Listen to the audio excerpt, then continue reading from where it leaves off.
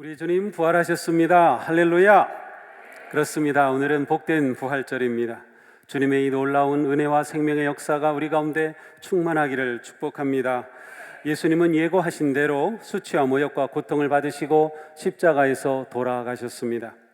6월 절기 기간에 일어난 예수님의 십자가 처형으로 소란했던 예루살렘은 잠잠해졌고, 예수님을 따랐던 제자들은 슬픔과 두려움에 모두 숨어버리고 말았습니다. 예수님은 금요일 오전에 십자가에 달리셨습니다. 정오가 되자 어둠이 온 세상을 덮었고, 예수님은 그 어둠 속에서 외치셨습니다. 나의 하나님 어찌하여 나를 버리셨나이까? 그리고 마지막으로 힘을 다해 기도하십니다. 아버지, 내 영혼을 아버지 손에 맡깁니다. 이렇게 오후 3시 6월절 양 잡는 시간에 예수님은 십자가에서 운명하셨습니다. 예수님이 십자가에 달려 고통 속에 운명하시는 동안 골고다 언덕 십자가 아래에는 예수님의 어머니 마리아, 이모, 그리고 막달라 마리아 등 몇 명의 여인이 남아서 곁을 지켰습니다. 이제 몇 시간 후면 안식일이 시작되기 때문에 그 전에 장사는 신속하게 진행되었습니다. 예수님의 시신은 깨끗한 세마포에 쌓여 아리마대 요셉이 자신을 위해 준비한 새로운 가족 무덤에 장사되셨습니다. 그리고 굴문의 입구에는 큰 돌이 굴려져 문을 막았습니다. 황급하게 시신을 안치하기는 했지만 장례는 이어지지 못했습니다. 막달라 마리아와 다른 여인은 예수님이 묻히신 무덤 앞에서 깊은 슬픔을 사귀며 애도의 시간을 가진 후 집으로 돌아갔습니다. 그런데 안식일이 지난 후 첫날, 곧 한 주간의 시작인 주일 새벽에 막달라 마리아와 다른 마리아가 다시 무덤을 보려고 갔습니다. 예수님의 이 부활 사건에서 4개의 모든 복음서가 예수님의 무덤을 찾아온 여인들의 이야기를 전해줍니다. 물론 찾아온 여인들의 숫자는 조금씩 다르지만 여인들이 무덤을 찾아왔다는 것이죠. 이렇게 여인들이 무덤을 찾아온 것은 애도하기 위해서, 그리고 향품을 처리하며 장례의 후속 조치를 취하기 위해서였습니다. 유대인의 장례법에는 사람이 죽으면 장사하고 사흘 동안 애도를 하였기 때문이죠. 여인들이 무덤에 이르렀을 때 놀랍게도 큰 지진이 일어나더니 번개처럼 빛나고 눈같이 흰 옷을 입은 주의 천사가 하늘에서 내려와 무덤을 막은 그 돌을 굴려내고 그 위에 앉았습니다. 다른 복음서들과는 달리 마태복음에서는 여인들이 무덤에 당도한 후에 문이 열렸습니다. 그러므로 이 여인들은 문이 열리는 광경을 직접 목격한 것이죠. 지진이 나고 돌문이 굴려진 것은 전혀 예상하지 못한 갑작스러운 일이었습니다. 누구도 어찌할 수 없는 강력한 힘으로 인해 생긴 일이었습니다. 이를 본 여인들은 두려워하였으며 경비병들도 떨면서 죽은 사람처럼 굳어버리고 말았습니다. 예수님의 부활 사건에 지진과 번개가 언급된다, 이것은 우연이 아닙니다. 구약 성경을 보면 지진과 불은 전능하신 하나님이 나타나시고 임재하시는 일과 관계된 현상이기 때문이죠. 지진이 일어나고 불이 나면 무엇이든 흔들고 다 무너집니다. 지진은 예수님이 십자가에서 운명하시던 시간에도 일어났고, 이렇게 부활하실 때에도 일어났습니다. 성전의 휘장이 찢어졌으며 무덤의 돌문이 굴려졌습니다. 그렇습니다. 하나님은 사람이 교만과 음모로 쌓아올린 거대한 바벨탑을 무너뜨리십니다.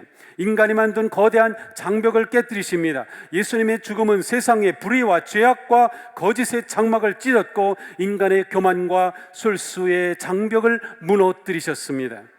무덤은 죽음이 안치되는 곳이죠. 인간은 거대한 돌로 무덤을 봉쇄하고 죽음을 감추고 은폐합니다. 빛의 진리를 가로막고 어둠의 불의를 감추려고 합니다. 종교 지도자들과 세상의 권력자들은 비치며 진리신 예수를 죽이고 무덤을 만들고 무덤 안에 가둠으로 승리했다고 생각했습니다. 그러나 하나님은 인간이 막아놓은 무덤의 돌을 굴려버리셨습니다. 무덤의 장벽을 깨뜨리셨습니다. 인간이 막을 수 없는 능력으로 무덤을 열고 생명을 불어넣으셨습니다. 장막과 어둠의 무덤을 열고 생명과 빛을 비추는 하나님의 그 놀라운 능력이 곧 부활입니다. 부활은 다시 죽은 사람이 살아나는 것 이상입니다. 예수님의 부활은 세상의 불의와 교만과 음모의 무덤을 해체하고 절망의 장벽을 무너뜨린 종말론적인 생명의 승리입니다.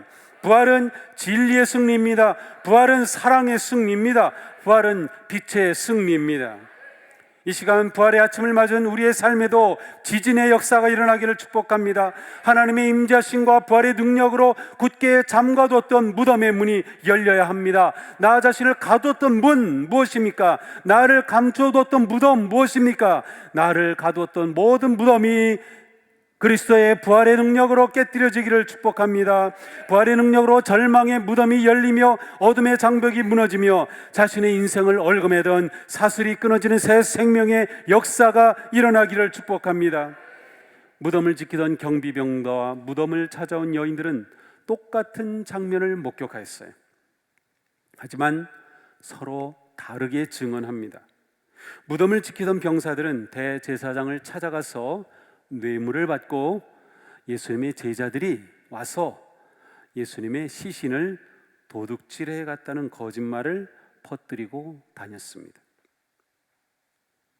빈 무덤 자체가 부활의 증거도 될 수 있지만 경비병들에게는 도굴의 증거라고 주장할 근거가 되었습니다. 성경은 단지 빈 무덤 그것만으로 부활의 증거를 말하지 않습니다. 같은 빈 무덤을 두고 여인들의 말과 경비병의 말 중에 누구의 말을 세상은 더 신뢰할까요? 만약 여인들과 경비병들이 법정에 선다면 당연히 경비병의 말을 들을 것입니다. 왜냐하면 당시 유대인 법정에서는 여인은 증인이 될 수 없었기 때문입니다. 여성은 어떠한 경우에도 증인이 될 자격조차 없었습니다. 오직 남성만 증인이 되는 거예요. 고린도전서 15장에서 사도 바울이 부활의 증인들을 쭉 열거합니다.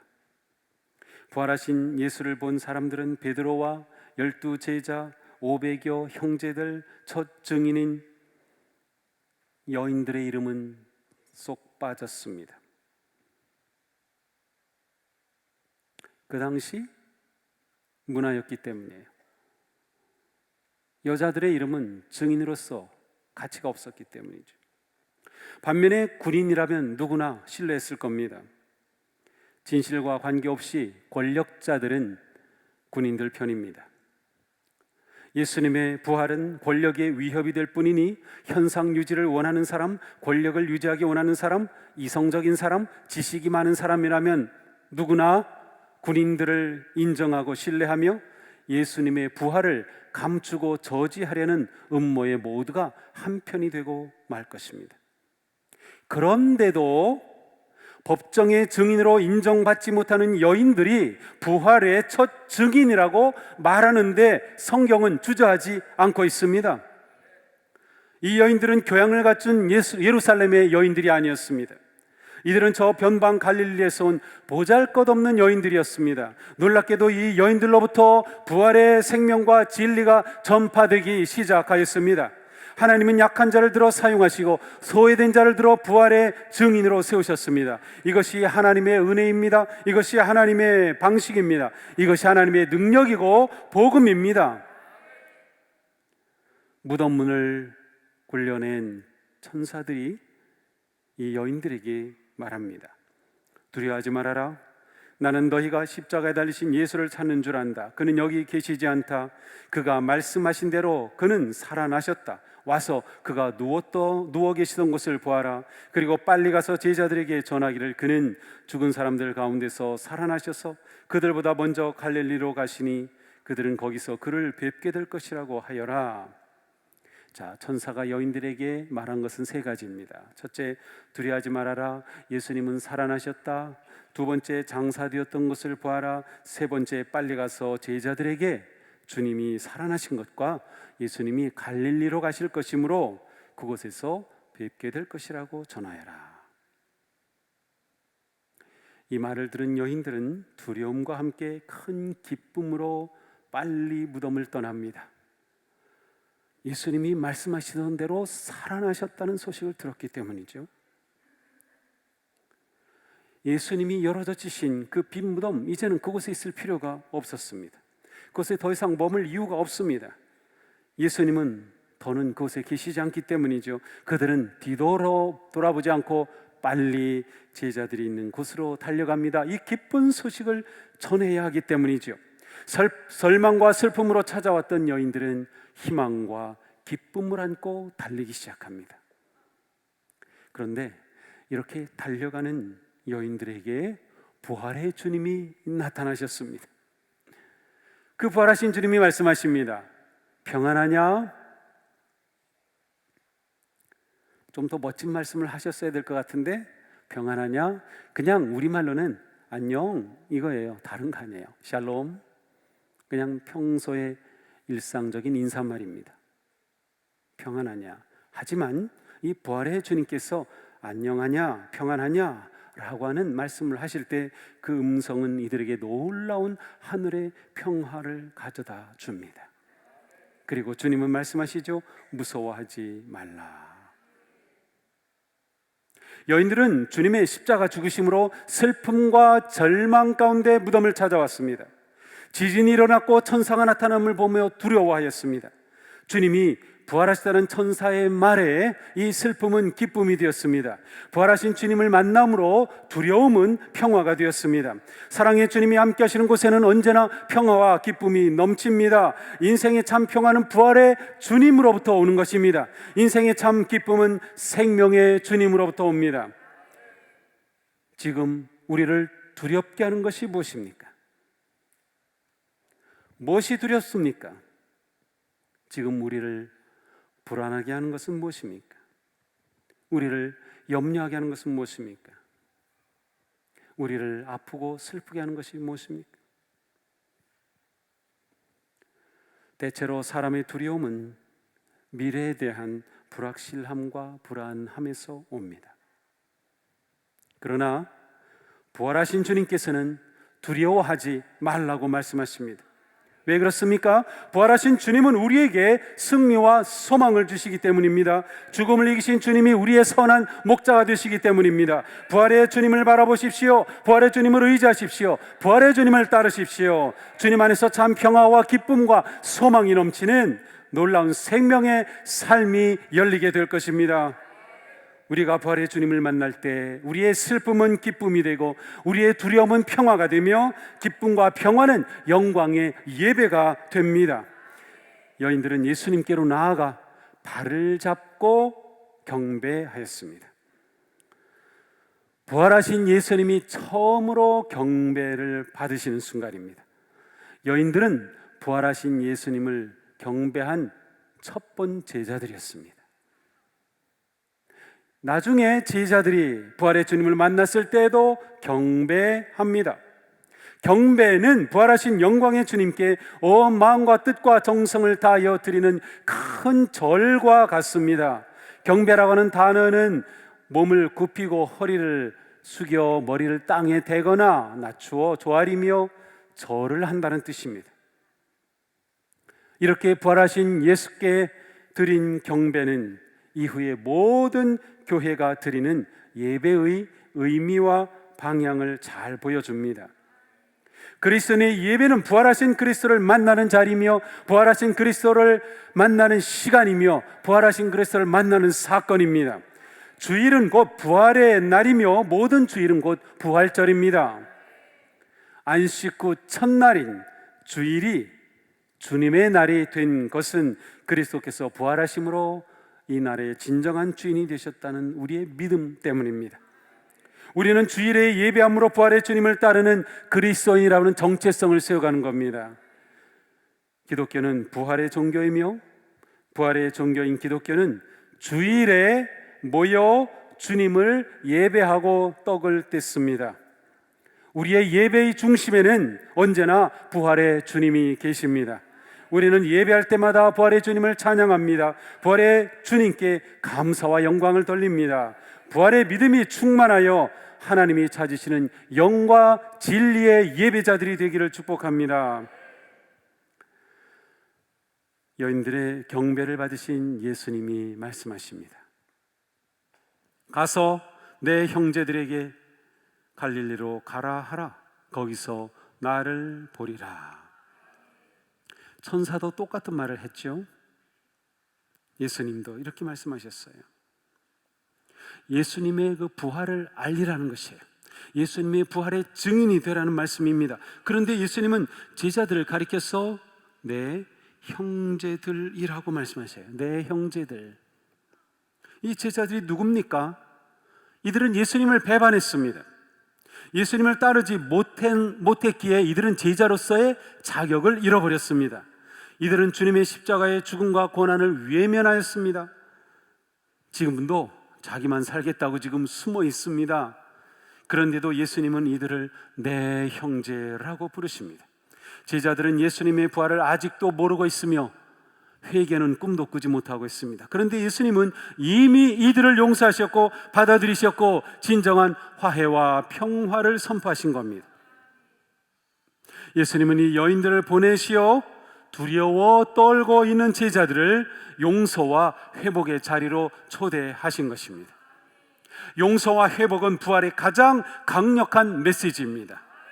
우리는 이 메시지를 놓치기가 쉬워요. 부활의 아주 중요한 메시지가 용서와 회복입니다. 부활하신 주님이 우리에게 베푸신 최고의 은혜가 바로 용서와 생명의 회복입니다. 우리가 부활의 주님을 찬양하는 이유가 여기에 있습니다. 십자가 용서와 사랑으로 우리는 회복됩니다. 예수님의 부활이 이것을 확증해 주셨습니다. 만약 예수님의 부활이 없다고 하면 십자가의 사랑도 용서도 없을 것입니다. 이 시간 부활하신 주님을 찬양하고 예배할 때 용서하시고 회복하시는 부활의 은혜를 충만하게 누리시기를 축복합니다. 일어나 빛을 발하십시오. 두려움의 무덤을 깨뜨리십시오. 절망의 어둠을 물리치십시오. 우리 주님 부활하셨습니다. 우리 주님 살아계십니다. 예수님은 자격도 없는 여인들에게 증인의 사명을 주셨습니다. 하지만 여인들의 증언이 경비병들의 증언을 누르고 온 세상에 선포되었습니다. 여인들의 증언은 진리였기 때문이죠. 이제는 우리가 부활의 증인입니다. 부활하신 주님의 은혜를 널리 전파하십시오. 우리는 두려움 없이 사랑할 수 있고 두려움 없이 섬길 수 있습니다. 온 우리의 이 부활의 소망을 전하시기를 축복합니다. 부활의 기쁨을 전하며 부활의 생명을 전하시기를 바랍니다. 부활의 영광, 부활의 기쁨, 부활의 생명, 부활의 소망이 우리의 삶과 가정과 일터와 온 우리에 가득 퍼지기를 주님의 이름으로 축복합니다. 우리 주님 부활하셨습니다. 우리 주님 살아계십니다. 무엇이 두렵습니까? 무엇이 걱정입니까? 활짝 웃으십시오. 우리 주님 부활하셨습니다. 기쁨의 춤을 추십시오. 우리의 왕, 우리의 주님 부활하셨습니다. 할렐루야! 기도합시다.